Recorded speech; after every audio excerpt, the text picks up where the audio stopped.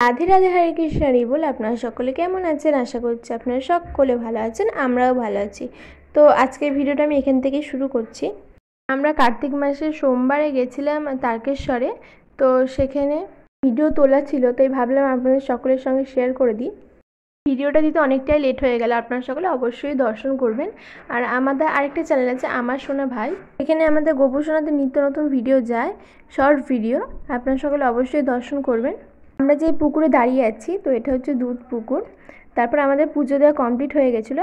এখানে আমরা নন্দী মহারাজের কাছে, তো এখানে অনেক ঘন্টা বাঁধা ছিল, এখানে ঘন্টা বাজালাম। তারপরে এখানে নাকি এখানেও কথিত আছে যে নন্দী মহারাজের কানে যদি নিজের মনোবাঞ্ছা বলা যায় তাহলে সেটা পূর্ণ হয়। তো এখানে আমিও নন্দী মহারাজকে বলে দিলাম আমার ইচ্ছেটা। তো তারপর প্রণাম করে নিলাম। এবার আমরা বাড়ি যাব। তো বাড়ি যাওয়ার পথে রাস্তায় মেরে ডুগডুগি পছন্দ হলো, তো আমি গোপু সোনার জন্য এবং ভাইদের জন্য সকলের জন্যই দুটো ডুগডুগি নিয়ে নিলাম। খুবই ছোট ছিল, আপনারা সকলে অবশ্যই দর্শন করবেন। রাধে রাধে।